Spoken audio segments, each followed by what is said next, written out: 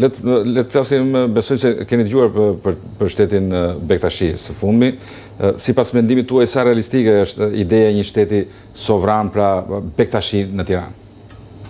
Po më bëj një me ty, çfarë duhet? Çfarë duhet? Kush është qëllimi i krijimit të këtij? Kujt i është dashur? Kush është pikë nisja e këtij shteti Bektashi? Ndoshta toleranca fetare? Po kemi ne tolerancë fetare. Kush ta mporë Shqipërinë ka tolerancë fetare? Nëse një bile, ne jemi një nga vendet mbase më të para në botë që kemi tolerancë fetare të tillë.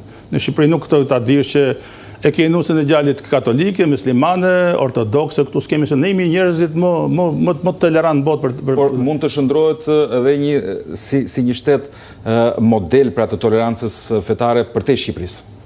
Nuk besoj. Përse? Përse sepse këtu do të jetë më shumë mollë sherri, sepse si puna këtij pas e do krijen dhe tjera. Po që puna të tjera për kë keni fjalë? Për tjera mund të ketë brenda Shqipërisë. Shpallën autonomin.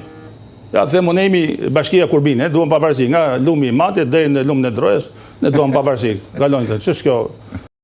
Kjo nuk është për të mirën e Shqipërisë, nëse është edhe për të mirën as për besimtarë nuk është. Kjo është një funksionon zoti Tafaj, funksionon një mikroshtet i tillë pa cënuar sovranitetin e Shqipërisë? Po ne nuk kemi model. Unë nuk e di pse e bën. Nuk e kuptoj pse e bën. Sepse do të bëhet një model, ndoshta për ta bërë dhe për si shembull diku tjetër, mbase për të paraprirë edhe asaj që shkruhet në një model ndoshta mund të jetë Vatikani. Vatikan, po ç'është tjetër Vatikani. Vatikani është qendra e botës, nuk është qendra e katolizmit botror. Ne nuk e kemi atë mallësi, nuk e kemi atë forcë. Mund të jetë edhe kjo qendra e Bektashive botror për shembull. Po si kemi kushtet, si kemi rrethanat. Ne nuk kemi nevojë për si kemi rrethanat, sepse në Shqipëri nuk sa besimtar ka. Kush e do? Ku janë besimtarët? Ka kërkesë, ka njerëz që janë ankuar se duan nuk neve na pengon. Besimtar Bektashi ka këtu? Ka, po janë ankuar ato që neve na mungon një tempull i jon për të falur, për të bërë drejtat tona. Edhe tempujt besoj se i kanë. Edhe tempujt i kanë. Po i kanë, po nuk i ndalon njëri.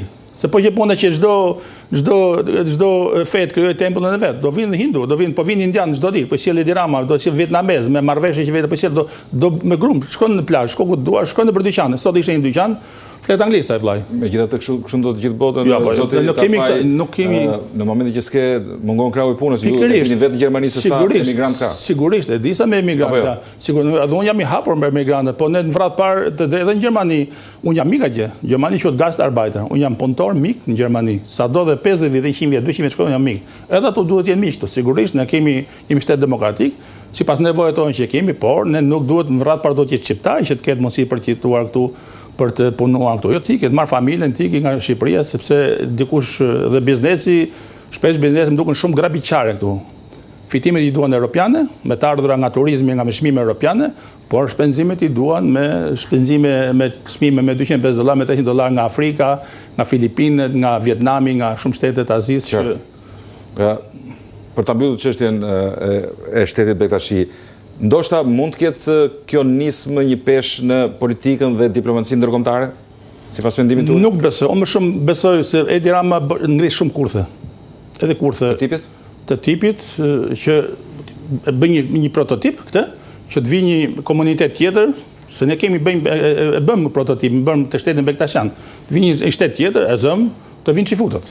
Nuk është çudi që të vinë çifutët dhe ato të kërkojnë tempullin e tyre. Ato kanë drejt, pse të mos kenë drejt? Nëse vinë shumicë, vinë investitor, hebrejt, po.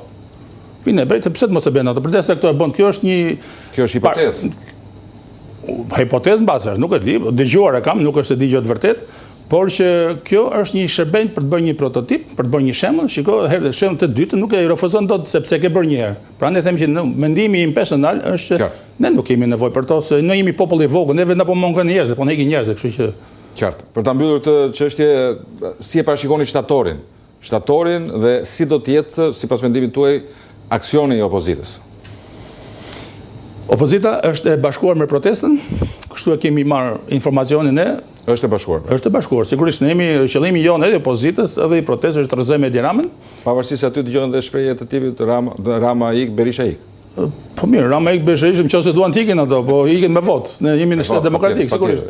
Që do të iq Berisha në fundit mirë keq, sikur sa do mirë të keq qenë, sa do keq, Berisha të fitoi votën, bëri një kongres, nuk është se bëri unë jam dhe fitoi votën, bëri zgjedhjen e Këshillit Kombëtar, Këshilli Kombëtar zgjodhi ato drejtuesit kryesor dhe nga ana demokratike ne jemi në rregull.